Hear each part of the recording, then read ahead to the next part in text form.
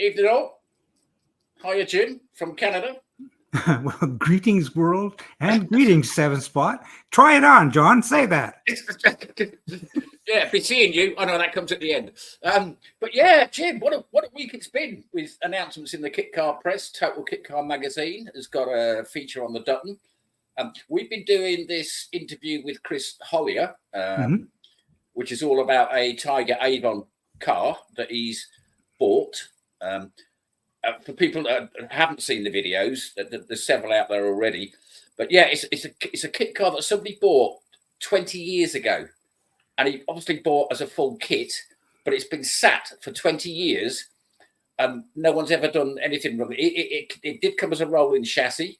He stripped it all back down again. So I don't know. Should we just roll a couple of videos that we've? Yeah, let's just have a quick comment about it. It's just like you mentioned that it was purchased 20 years ago, and it's sort of a sad story. I mean, it's just typical of people who've built sevens as kits. You know, I can relate to it myself, because sometimes you can get in the middle of building a kit and you don't make any progress. But in his case, it didn't make any progress, and they gave up on the kit, and it sat in a garage for 20 years. 20 years. Could you imagine that?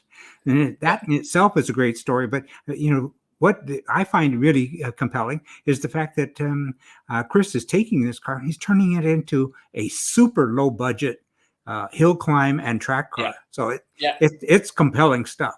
So why don't I'll leave it up to you. You can roll it at will. In the meantime, I'll just say hi to our guest who's sitting in backstage and waiting to be drawn in. Andy, hang in there. We're with you, and we're bringing you in soon. Yeah, can you hear us, Andy? Just give us a wave if you can hear us. Ah, cool. Great. Oh, yeah. All right. Okay. Stick with us, Andy. We'll be bringing you in soon. Yeah, I'll just present one of the. I think this is one of the. We've done quite a few videos now with Chris Hollier, because it is a fascinating build, and it's not just about spanner wrenching. We've all seen people fit front suspension. We've all seen people fit shock absorbers. But this is more of a how and why, and they kind of like his reasoning behind what routes he's gone down, and that includes engine choice. He won't mind me saying he's a larger chap and very, very tall, very long legs, but he's actually modified the Tiger Avon chassis and the internal and everything about it, just so he knows he's going to fit in it. So that is fascinating in itself, because as we all know, a lot of these sevens they are quite tight on space. Certainly the earlier ones, unless you're going down the, I don't know, is it the McSorley route with the 442 chassis? 4 inches longer, 4 inches, 2 inches higher, whatever. So yeah, a fascinating story to see the modifications that he's done to it. His pedal arrangement set up, his seat arrangement set up. And he's a quick builder as well. I think next week we're probably going to be onto bodywork, but that we'll come on to. I'll roll the film, John. Yeah, I'm just gonna bring it up. There we go. Share that. Here we go.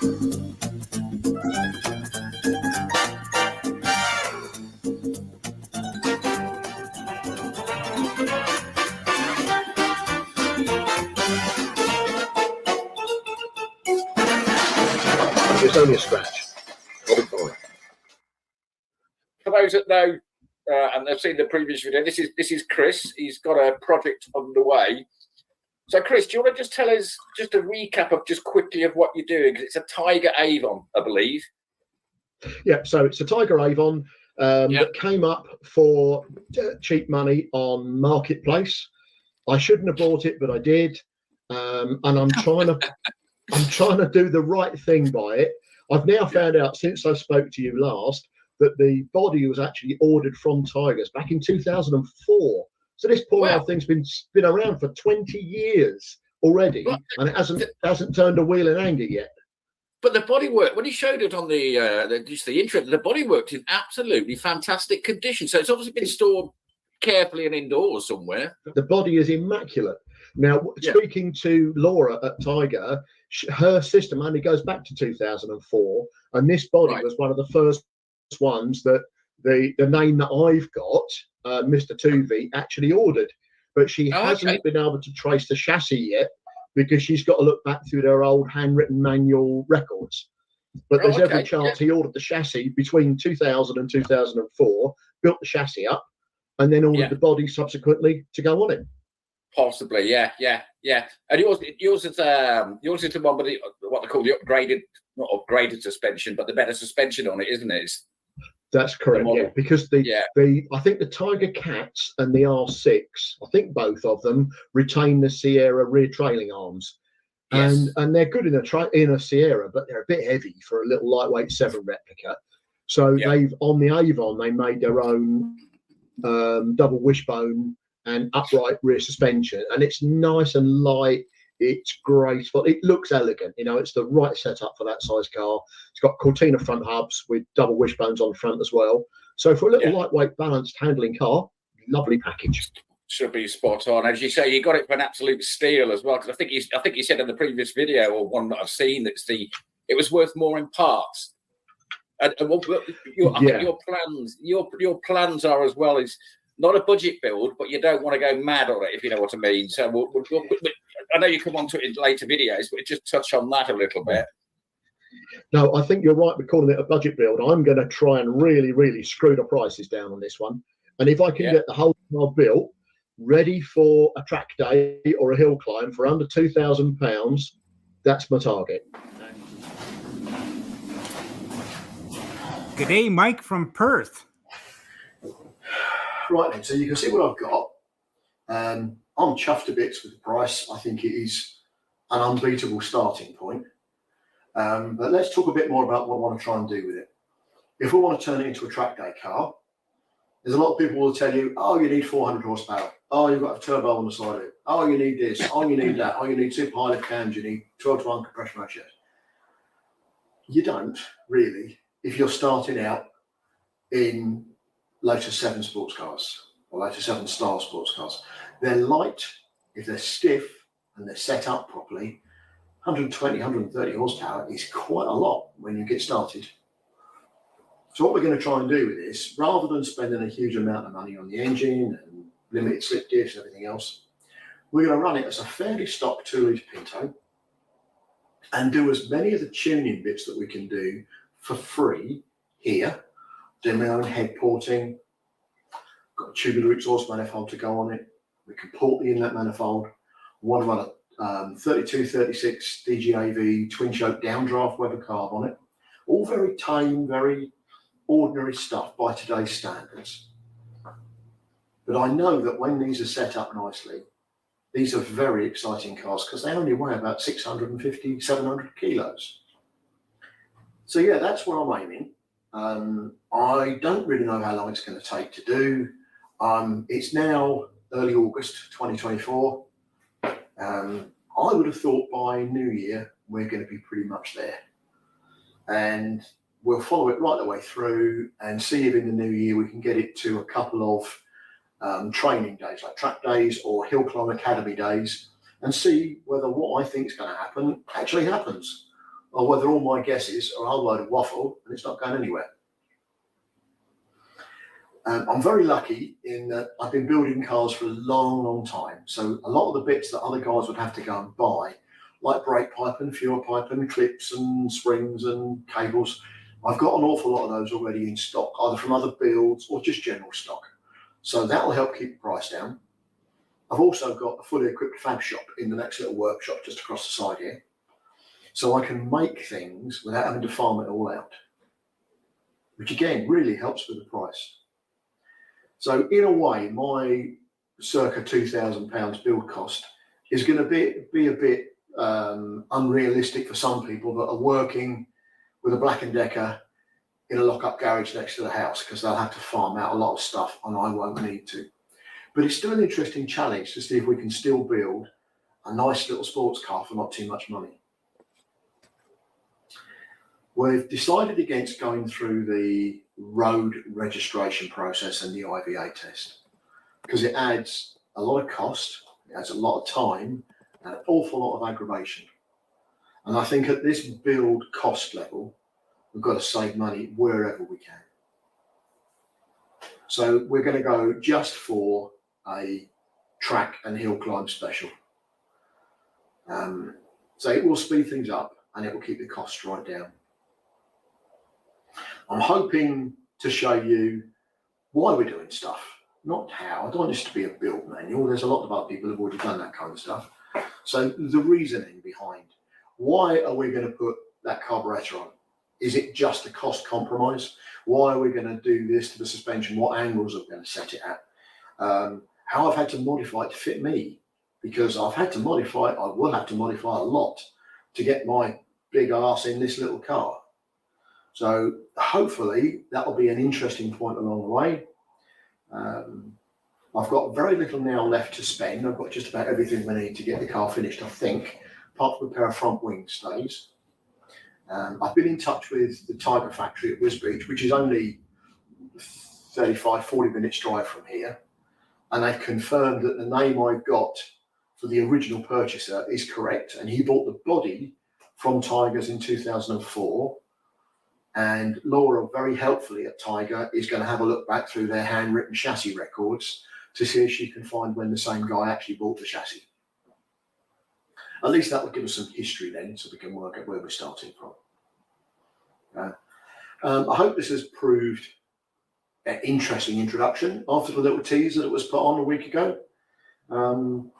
Progress should be reasonably quick over the next little while. I've broken it down, as I said earlier, into various episodes. And we'll try and keep those going and keep them up to date. See if we can do an update every couple of weeks and turn it into a finished project before too much longer. This poor old thing's been kicking around for 20 years now. It needs to be finished. It needs to get out there and turn its tyres in anger. And I'm hoping I'm going to be the person to do it.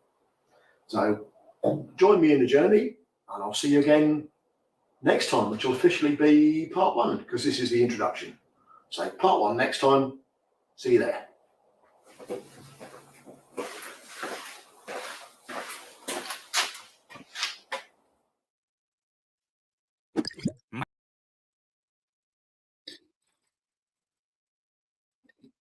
That worked well, John.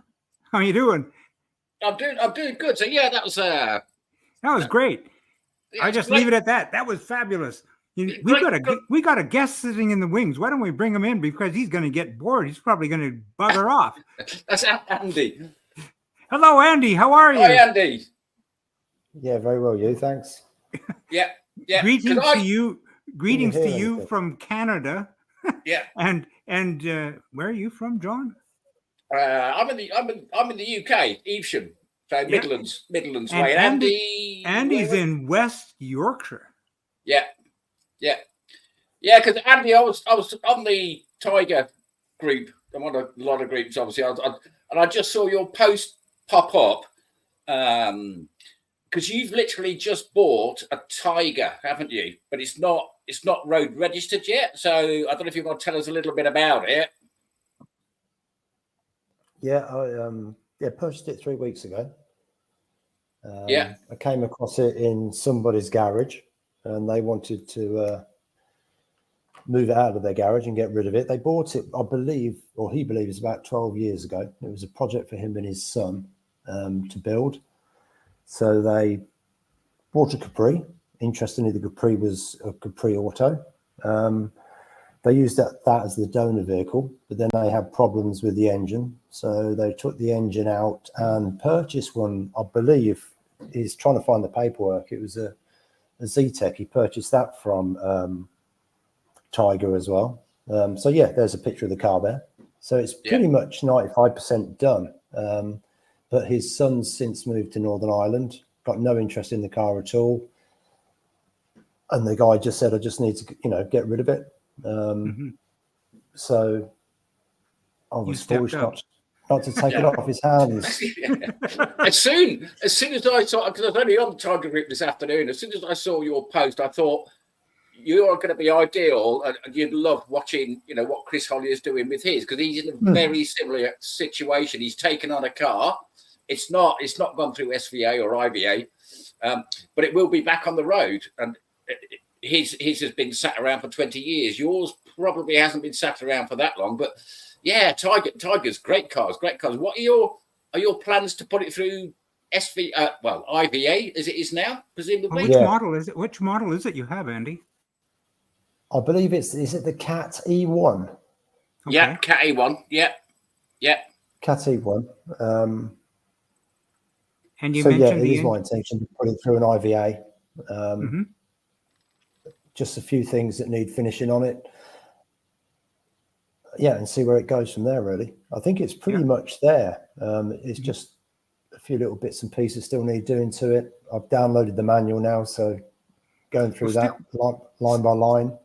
Stick with us at 7 Spot. We've got a whole bunch of shows coming your way on the IVA specifically. So, yeah, we've got some information, and we've actually got I can send you a little movie that'll help you along that way with some people that have actually gone through IVA and can give you some tips and hints. Yeah. I've done the SVA before. Oh, okay. So you're not new to kit cars then? Brilliant. No, I built a Robin Hood 2B. Right. And surprisingly, got it through its SVA in those days. Went straight through. That had a 2-litre Pinto in it. All out of it with based on a Sierra donor, so that went quite straightforward. But the IVA, I'm sure, is slightly different. But yeah, so it's not the first time. It was about 12, 15 years ago I did that one. Yeah, we often say cars, I mean, the Robin Hood aren't around anymore, but we often say cars like the Robin Hood, you build them. You don't just put them together. You actually have to build them. Absolutely. Whereas things like a Tiger or a Caterham, you put them together. It's a mechano kit. It's a bit, it is. It's a bit like, not almost like Lego, but do you know what I mean? Robin Hood, you actually had to build them and do a lot of, suspension pickup points. I think were there. The rear was a bit vague on a Robin Hood, I do believe, and it was just like, well, wherever it sits, just drill it and pop it on type thing. But you had to be careful. The rear was awful. We've got a great video with a fellow 2B owner, Trevor Rolfe, and he gives some an amazing analysis of the construction technique of the Robin Hood 2B. But having said that, they were, once you got them finished, they were absolutely fantastic cars, and I think back in the day you could get it on the road for less than $2,000, but they were still fantastic handling cars, and there was various models that they made, which we won't go on to here, but fantastic cars. So I'll be interested if you want to do any more videos on your build and where you're going with it. Yeah, give us a shout. I'll be really interested. Oh, I'd love to do a walk around with you sometime, just so we can see what it is that you've inherited, and then how you feel that you're going to be progressing. That'd be great stuff. Just 15 minutes and shoot the breeze. That's all. Yeah, exactly. And it'll tie in with what Chris Hollier is doing on his car as well. Yeah. But I do warn you, Chris Hollier is cracking on. Now, how are you planning to use your car on that point, Andy? Is it just it's going to be a road car and you're just going to have fun?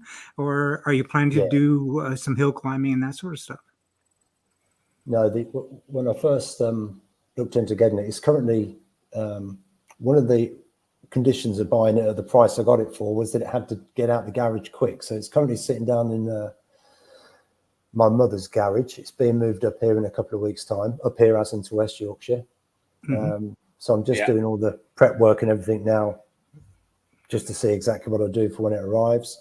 The guy told me in good faith that it runs. I've had a quick look at it last Tuesday, went down Northampton, had a look at it, and there are signs that it does run.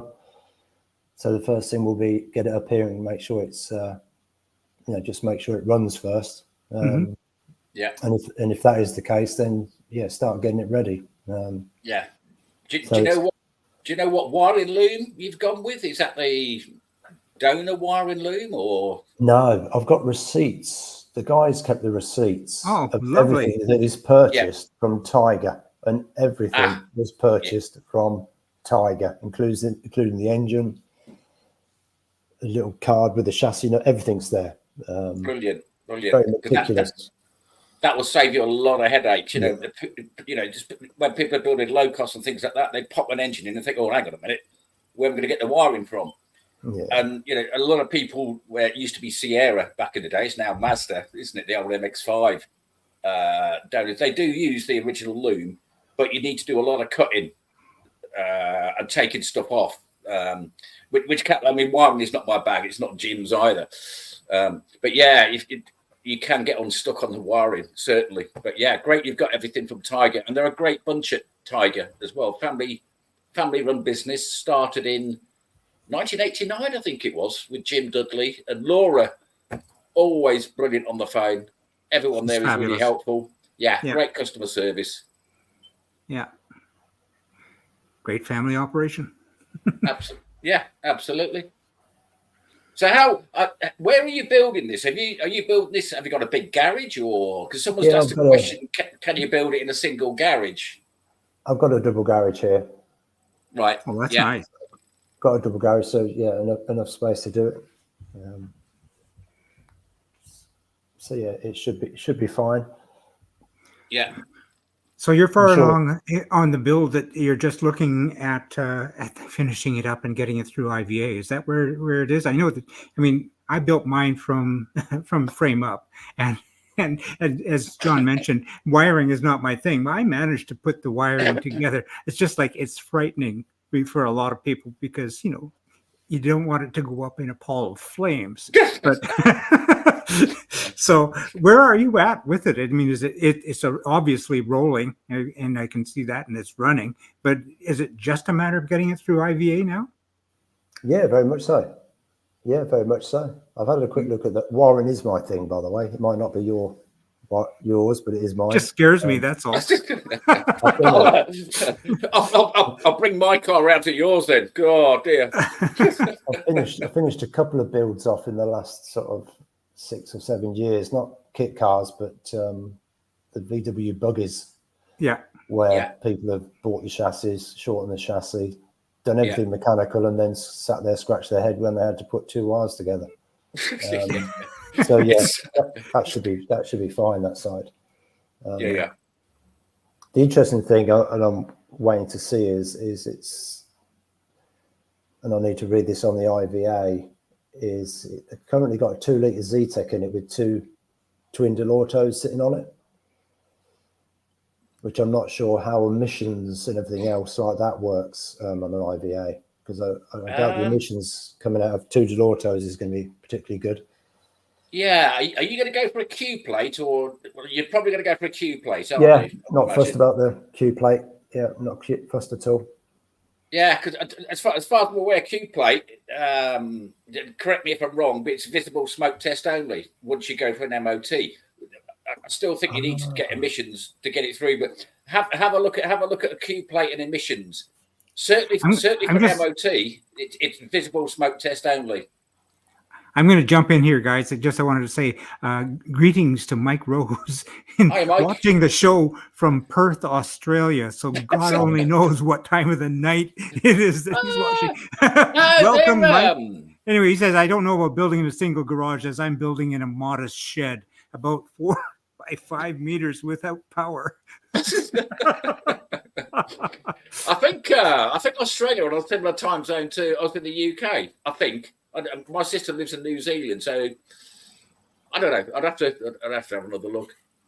Yeah. So he's put as well, Mike Rowe. You really have to rub the MIG wires together hard to get it to weld.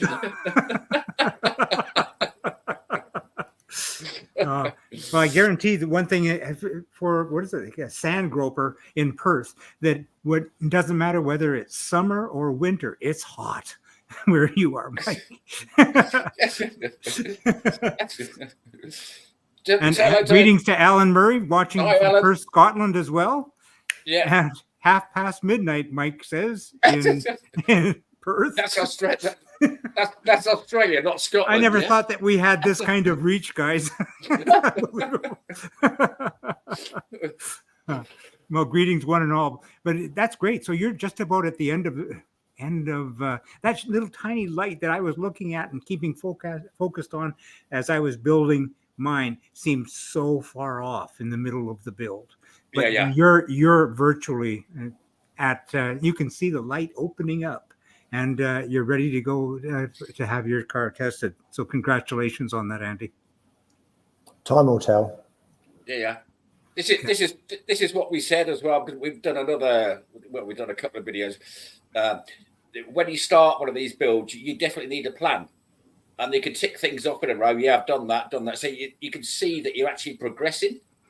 Otherwise, you'll just, if you haven't got a plan, you're just going to founder.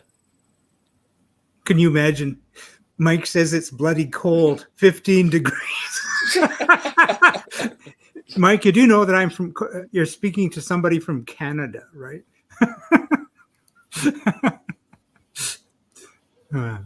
Unbelievable. I'm in the UK, Midlands, and it's gone really, really humid and warm here. So, yeah, I haven't got my heating on. We won't have to put it on well, we're in September now, won't we, of course? Yeah. I need to get out of the garage before it gets too cold. Yeah. Well, not wanting to jump in, but I am. We've got a second segment. I guess you can call it episode 1 of the build, and it'd be probably great to jump in and have a look at that. And then, Andy, if you can just stick with us and give some commentary afterwards, we would love it. Brilliant. Yeah. Let me bring. I'll bring it up now. Let me just see if I can just share my screen, and we'll go into the. This is one that we filmed the other night, wasn't it? I think. Yeah. Yeah, it's the most recent one. Yeah, I think it's this one. Here we go.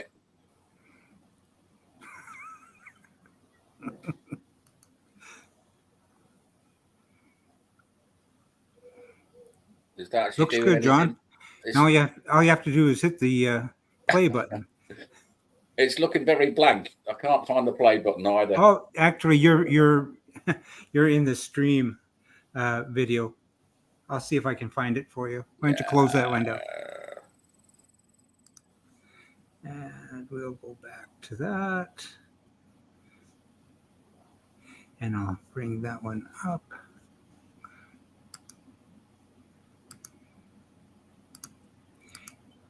Makes for riveting content, doesn't it, guys? Yeah, watching me fumble through the controls. I don't know what's going on there because I've come out of the stream completely now. Let me go. No, it's all right. I got it under control, sort of. Yeah.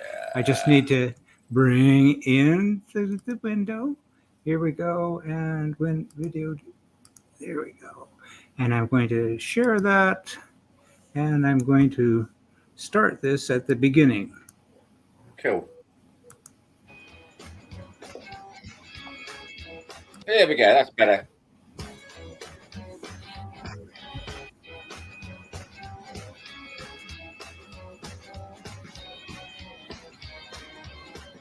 Founded by Jim Dudley in 1989, Tiger Racing had a reputation for crafting high-performance, lightweight sports cars. The Avon was one of their most beloved models, a car that combined classic British sports car aesthetics and engineering. Jim Dudley wanted a car that would not only be fast, but also provide an exhilarating experience behind the wheel. The result was a machine that weighed just over 500 kilograms, but packed a powerful punch under the bonnet. As the Avon hit the track, it quickly gained a reputation for its agility and responsiveness. The Avon's success in amateur racing circuits soon caught the attention of enthusiasts worldwide, and it became a symbol of what a small, dedicated team could achieve with passion and expertise. Over the years, the Avon evolved, incorporating new technologies and design improvements, but it never lost its soul. Today, the Tiger Racing and Sports Cars Avon remains a cherished icon in the world of kit cars and racing, a legacy of a time when a small workshop dared to dream big. Welcome to Avon Rescue with Chris Hollier. If you are thinking of building a kit car and are looking for advice, you have definitely come to the right place. Chris has built over 100 cars, has created his own kit car marque, and was the editor of a well-known kit car magazine. In other words, he really knows his stuff. You are going to see lots of tips and tricks here, but the main focus of our series is not to show you a lot of wrenching. That's been done about 1,000 times. Instead, we will be addressing planning a build and offering answers to the why questions. This poor Tiger Avon is an example of a kit car dream that went wrong, and it has sat unfinished now for over 20 years. There are far too many unfinished kit car stories that end just like this. Sadly, many people give up on a dream not for a shortage of skill, but more often for a lack of effective planning. That's the goal here, helping you plan your work so that you can work your plan. In our introduction video, Chris showed you the car, told you why he bought it, and shared that he will build the car for track and hill climb use. Now let's drop into Chris's shed and see what he's been up to. Right, peeps, let's have a look in a bit more detail at some of the things we've been doing over the last week and a bit on the Tiger Avon. Let's start right at the front. You'll see now everything's been cleaned up, stripped down. We've disassembled everything suspension-wise, cleaned it all up. Thank you, Chris. Greased everything, put it all back together. Yeah, great We've got a comment. couple of little bits of touching up still to do. Only tiny little bits. But all the calipers are now cleaned off. Pads have been put back in. Discs and hubs have all been cleaned and readjusted. Steering rack's all gone back on again. Cleaned off the coilovers. Changed the adjuster round to the inside face so that we can get to them nice and easily on all four corners when the wheels are on.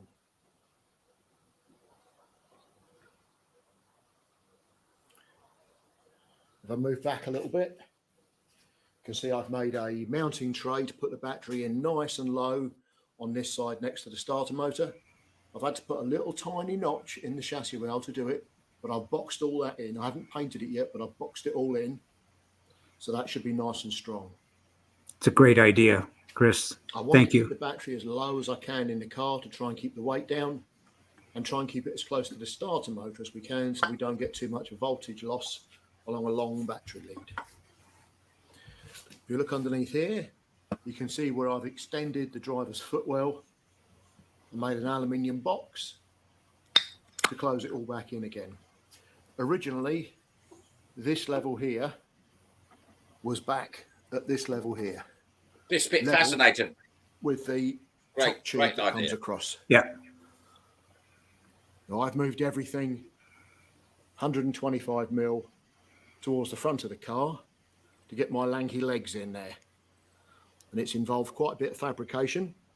As you can see, I've managed to put this gusset plate on top here as well to act as the mounting for the master cylinder and to replace the strength that came out when we took the top bar out.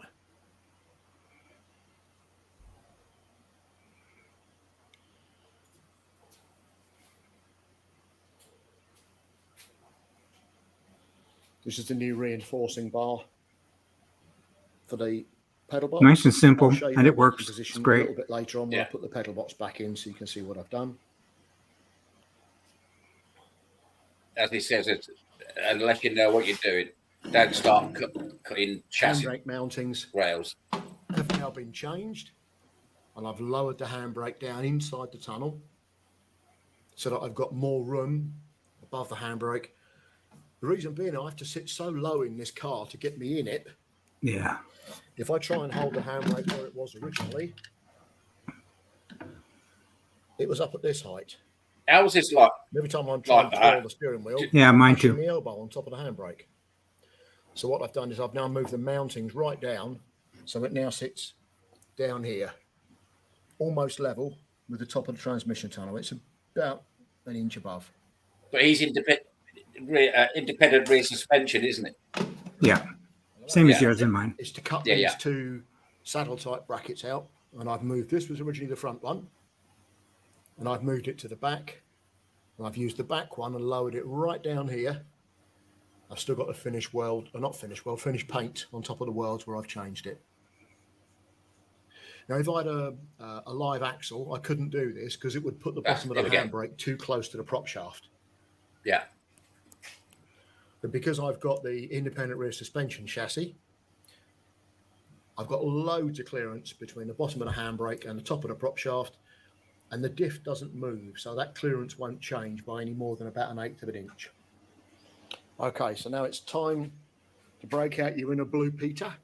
For those of you in the UK, you'll know what that means. For anybody overseas, it was a kiddies craft program from the 1970s and 80s. Look at this CAD. Brilliant CAD. We've prototyped the trough in cardboard first. Because if it goes wrong, I can redo it in 2 minutes and it's going to cost me nothing. This gives me enough room to get my hand round really comfortably, pull the handbrake up and release it, and still keep it out of the way of my elbow. Okay, then now we can work out how deep it needs to go at the back. I've angled the front, and hopefully this will then join up with a cover that will come across underneath the gear lever. And the little flange at the back here will help me create my little tunnel cover that's going to go over the mechanism here. Okay, and now this is the handbrake bolted back in place. You can see that it's fully off position. I put my hand around it just about into the tunnel, and it pulls up and it's locked up hard there. So, much more user-friendly. And the next task is to Thanks make for the comment, Mike. well. Yeah, thanks, Mike. Down underneath here, just like a drop-down little section in the middle.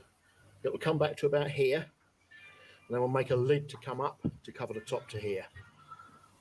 And that should be our handbrake installation complete. And here we are, transferred from card into alley, as if by magic, the wonders of recording. And now I've got enough room to operate really comfortably. My knuckles don't touch the bottom. Everything's nice and straightforward. And yours, Andy, is it sitting above the tunnel too? Comes up and over the top. Yeah. And I'm going to run some soft rubber strip down here, both sides, to act as a little sealing gasket. So that when the lever comes up, it will just push the gasket upwards and out the way. And then when it comes back down again, it will still keep most of the draft out. So now on to the next bit of my version of CAD, cardboard aided design. The flat panels on top of the rest of the trans tunnel. I'm going to do it in 2 pieces because this one here really needs to be able to be removable because the main gear shift from the gearbox is about here. That is what people miss. This one can be fixed because there's nothing really underneath. I did the same thing with rib nuts on mine. But if I keep this one on riv nuts rather than rivets, I can pull it out and I can play with the gear shift.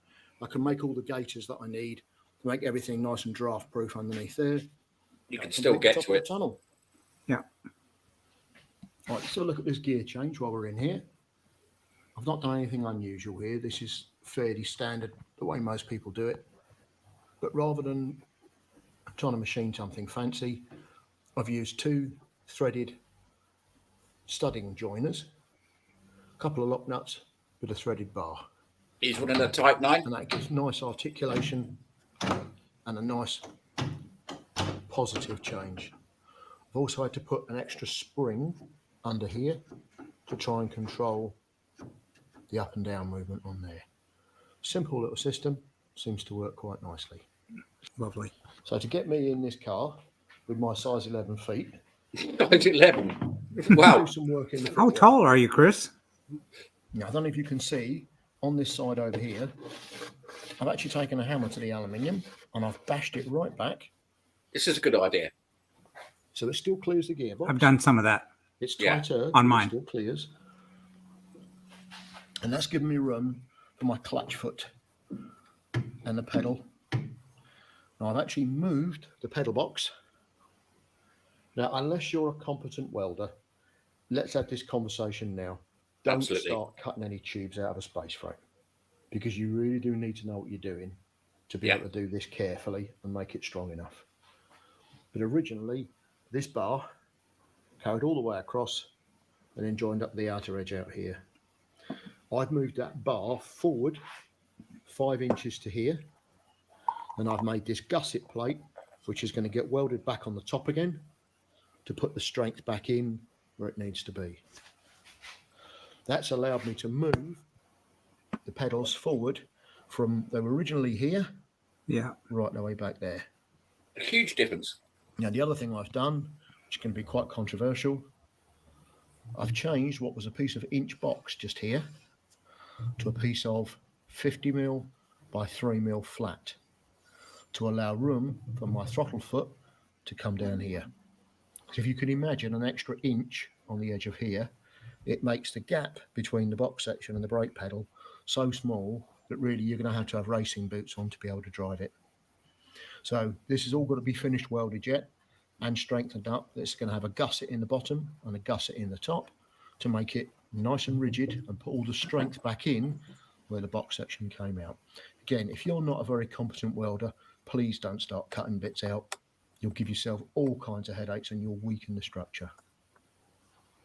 And then you can see I've mounted the pedal box on these 2 upright straps, which everything's going to get finish welded in place. And I don't know if you can see it, but just if we look down through that hole, that's the tube, which is the steering column mount, which again has had to move forward because of the pedal positions. And then these 2 extra straps on the back here hold the pedal box nice and rigid. So by the time everything's finished welded in place, that should be as strong, if not stronger, than the original one. Another little thing I hope you can see I've done here is I've made the brake pedal push rod adjustable by turning down the outside diameter of a bit of the shaft, put an M12 thread on it, using a threaded studding connector and a lock nut, and also put a ball end on the end of the push rod. Yeah. So this allows me to set the pedal height properly and the clearance when the master cylinder is fully returned home. Right, okay, so all the modification work on the Tiger has all been about getting my big arse in this little tiny car. Now, if you look down at the pedals here now, you can see my knees fit under the steering wheel comfortably. Yeah. I've got quite a bit of room here. I can control everything I need to. And if we go back down to the pedals, you'll see I've got enough room to push the clutch down really easily all the way. And I've still got room between the transmission tunnel and the brake pedal. And on this side, I've got room to push the throttle down fully and move across and do the brake, again, without getting involved, touching all 3 pedals at the same time. It may not look like much, but this is actually a big, big improvement on what was in there before. There's nothing wrong with the Tiger stuff if you've got size 7 or 8 or 9 feet. Yeah, you're still I've got fit. size 11 feet, and that's what all this has been about. So if we now have a look at the height of the roll bar above my head, hopefully this is important. That's a couple of inches clear. It's enough so that if necessary, I've only got to do that and my brains are safe. So that should suffice there. And if we come around to this one, you can then see again, if my hands are on the steering wheel, originally the handbrake was right up here. And every That's time like I ours moved, was. I was whacking the handbrake. Now I've dropped it right down in the top of the tunnel. I can thrash around as much as I want here, making a complete fool of myself, and I'm not going to come anywhere near it. So far, all the modifications are working as hoped. Right then, let's have a talk about roll bars, roll protection, roll hoops, roll cages. Depending on what you're going to use the car for, there are so many different varieties. From Tigers, they supply a single hoop.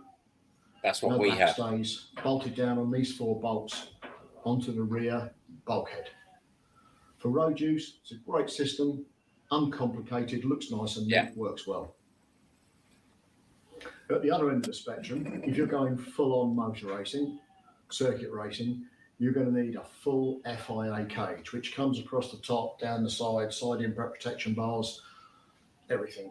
A lot of money, and they also make it impossible for somebody my size to get it in. So what we've had to do, compromise, balance, same old phrase, keeps coming up again, and cost. Now, if I was to go and get a roll bar made of this style, probably going to cost me £800-900. Mm-hmm. Because we're on the budget. I've been on eBay and I found a guy selling an old, and I do mean old, kit car rollover bar that had all kinds of brackets welded to it for hoods and seatbelt flaps. It was about a foot taller than this as well. But the important thing is the main hoop here was lovely and strong, nice and intact, and surprisingly exactly the right width to go on here. That's impressive. Yeah. He's looking to get that. So by taking the angle grinder to it and getting rid of all the superfluous nonsense that was on it, I've now turned it into a single hoop. I cut the legs right down so it's at the right height. Just put some rear stays When I on. bolted it on, it seemed apparent to me that it needed a little bit more for what I'm going to do with it. Not a criticism of Tigers. They're single hoop roll bar for road use, 100%, no problem with it at all. Yeah, brilliant. I want to protect the head just a little bit more because I'm going to be pushing this thing really hard to see what Let's go hill climbing. So I decided to add these diagonal rear stay legs. Now, one of the complications with putting these on is on the Tiger body, which I'll show you in a little while. There's nothing chassis-wise at the top level here. It's all down the bottom. So there was nothing to bolt the rear legs to. And that's what these extra struts are for, which I've made, bolted onto the bottom edge of the body. They come up, we've got 2 sandwich plates, so they'll go either side of the fiberglass and trap the fiberglass between them. And then you've got this little torque strap here as well, one each side, because I think it's easy to see this side, because that leg isn't in line directly with that leg. If it was to have a monumental impact, these could bend like that. Right, So this strap then puts in pure tension between here and here, which will take some of that bending load away from that strap. The chances of a 7 rolling over are very, very slim anyway, because the centre of gravity is so low on it. The only time I've ever heard of one going over is if you trip it up by sliding sideways into a curb. And as the wheels hit the curb or hit the grass, one side can dig in and it can go. But very, very rare.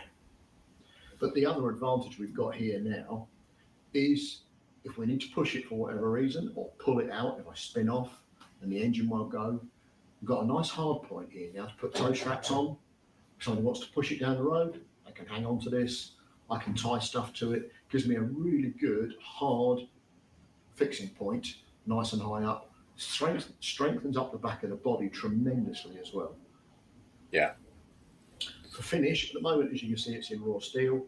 I was contemplating getting it powder coated, but that's another 75, 80 pounds. If I use a really good etch primer, which I've already got some in stock, and then put some high build primer filler, flat it down and spray it in satin black, that'll cost me a total of about £10 in materials. Gives me more money to spend elsewhere on the car. It'll look better as well. Another little advantage of spraying it rather than powder coating it is if it does, if it gets chipped or damaged, I can touch it in again with a little brush very cheaply, very easily. While we're in this area, these here are the upper seatbelt mounts, and the Tiger mountings that go through this rear box section are really nicely done. They're welded top and bottom, they're lovely and strong for a piece of reasonably thick walled box section. And these M12 eyelets came off eBay. They were about £10 for the 4, something like that. So, because they're nice and strong and because of the way they're fitted, if anybody does want to get it through an IVA test later, these will comply quite comfortably. And this should give the tester quite a lot of confidence as well that the car's been built to a strong standard. I was going to say, Chris is building this with the IVA in mind. We've got loads of other chassis bits to show you before we start putting the body on, but I'll leave this one here for now. The rear suspension has all been apart, same as the front. We've cleaned and checked everything, make sure it's all well lubed.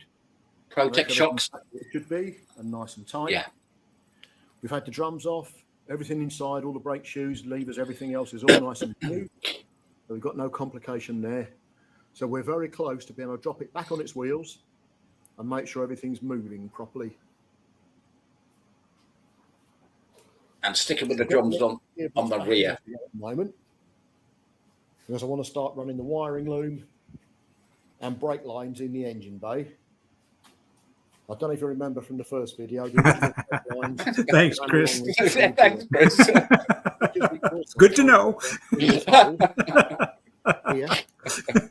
they were directly above the exhaust manifold tubes, and that's going to get too much heat soak from the exhaust up into the pipes.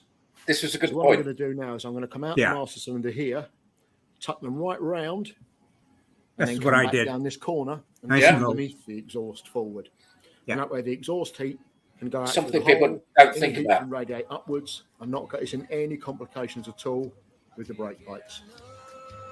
Well, at this particular point, I want to say a big thank you to Jake Thanks a lot, McGee Chris. for all the That was great. fabulous And pictures that's a he wrap on provided. our first dive into chassis Brilliant. building for the Tiger Avon. We hope you enjoyed watching and learned a thing or two. If you like this video, make sure to hit that thumbs up button. And if you're as passionate about cars as we are, don't forget to subscribe to the channel for more hands-on builds and automotive adventures.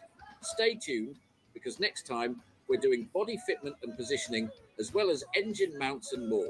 Got questions about the build or ideas for future videos?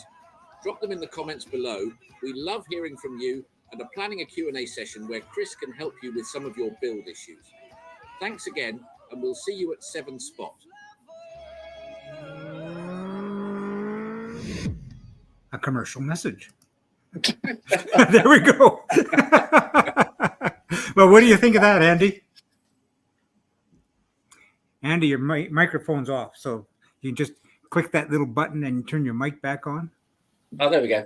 There we go. Lots of notes, lots of things to check when it gets here. Definitely. Yeah. I That saw take the you back. comment- Take I saw you the back a comments few. that pop up about the carburetors might be a problem. Say that again. I saw the Yeah. message that came up. I can't remember who sent that up. Chris Hollier. Yeah. That was Chris, was it? Yeah. Yeah. Saying that might be an issue getting that through an IVA. You can get round it. It just depends how you Well, how you put it this how way. you set the jets up. Stick with us, Andy. We will have the opportunity to ask that question in person, because one of the things that we are planning is to do a show with Chris on a regular basis, because we're getting a lot of feedback from people who are watching the video, and they've got a whole host of questions. We're lining them up, and hopefully he can pass some information along, and then we'll continue with other live streams to add to the information base. Yeah, we can add to the emissions bit on IVA. There's a lot of great videos out there as well. What is specifically one from MK's sports cars. So we'll pick up on that in future videos. Yeah. But anyways, I wanted to say, Andy, thank you so much for tuning in with us. Very short notice, and thanks, Andy. Yeah, just great having you with us. And as we say in our business, we're always looking for victims. So we want to leave you with this thought that you can run, but you cannot hide. Well, it's like I say, I'll get it up here in about 2 or 3 weeks, and it's giving me pointers now where to start. That's the main thing. Yeah, brilliant. Absolutely. I must admit, short notice. I only dropped your note 20 minutes ago. Yeah, about that. Super. Yeah, great. All right. Great to talk to you. Thanks for having us along with you on your show, and congratulations on your purchase. Wonderful. Cheers, all right. guys. Cheers, guys. Yeah. Be in touch. Well, John, it's you and me now. Yeah. What do we talk about now? News. News. What news have we got? Well, let's see. I have to go to one of my computers and have a look here. I have done. I've got a bit of record. There is some news on the Total Kit Car site where you can see pictures of the Dutton Phaeton 5. Yes. I have seen the pictures. I'm not going to post them. They are out there. Yeah. You need to go and find them. Yeah. All I will say, it definitely looks like a Phaeton. So it's kind of in the same lineage, which I like. Well, I really like them. I really like it. Go out there. We'll leave it at that. Car, leave it at that, because there's a show, a wonderful kit car show that's coming up real shortly. And who knows what will happen? Maybe somebody will be there and take a few pictures for us, or maybe we'll be able to stick a microphone in front of somebody. I doubt very much that Tim will jump forward and be interviewed. He told me that much. Tim was hoping to reveal it at Newark. Yeah, but he will not reveal it until he is 100% ready. Yeah, and So- he told me, quite frankly, he doesn't like to be sabotaged in interviews. No, Chances no, of us exactly. getting an interview, a 7-spot exclusive with Tim, it ain't gonna happen, guys. Exactly. Yeah, I'm sure. I'm sure Tim will be there at Newark. Whether he's going to reveal the car or not, I don't think so. Yeah. Well, we'll see. We'll see. Yeah. I'm looking forward to it no matter what, because It it's looks part great. of the It looks great. the kit car story, and God knows we need more of them.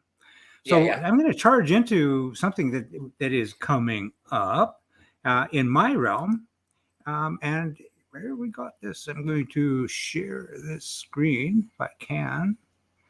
Yeah, there we go. Formosa 120GR. I wanted to post this because we're working with a bunch of guys, and hopefully we'll be getting a bit of a show together. We promise to do more on the fantastic plastic theme. And as you know, over at Formosa 120GR, they do exactly that. Now, this particular vehicle that they're showing here is based on the Triumph platform.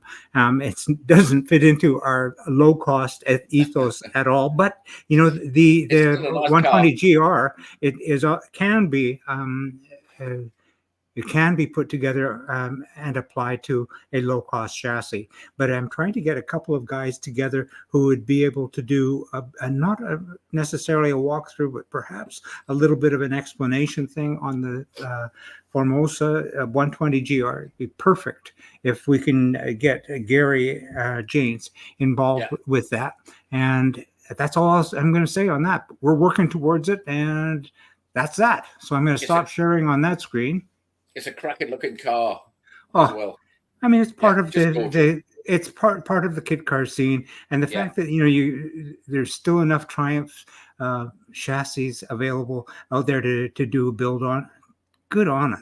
Yeah, it just looks great, and so happy that you have the opportunity to have a great looking car on a chassis like that. Of course, what you and I would prefer to do is do it on low cost and stuff a great big Hayabusa engine into it. You know. Well, we have. That's what we want. We like to do. So there's another screen that I will want to get to. See if I can do this properly, and see if I can find another screen, and I will get to it. I promise you. Present, share screen, and is this the one? Yes. And we wait for this to come up. Gorgeous. This is something that I am passionate about, because there's a Lotus connection here, and it is the clan, and it is a series of stories about the clans and the evolution of the clan. And one of the things that I am looking at is working with Paul Wild and Craig Hutchinson to create a bit of a mini documentary on the evolution of the clan. And I'm just going to leave it at that. We've got a couple of people that we're going to be bringing in to have an interview with us.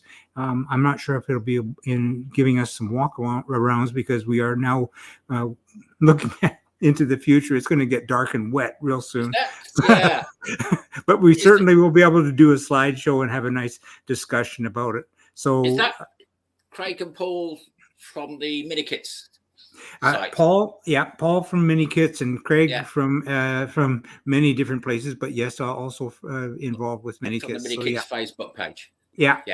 So that's as much as I'm going to say on that. I've talked to both of them. They're on board with doing this, and we're going to, line up our ducks and knock them down as quickly as we can, because it's a terrific story. Yeah. Great handling cars as well. Interesting. The whole evolution of this little car is very interesting. Yeah.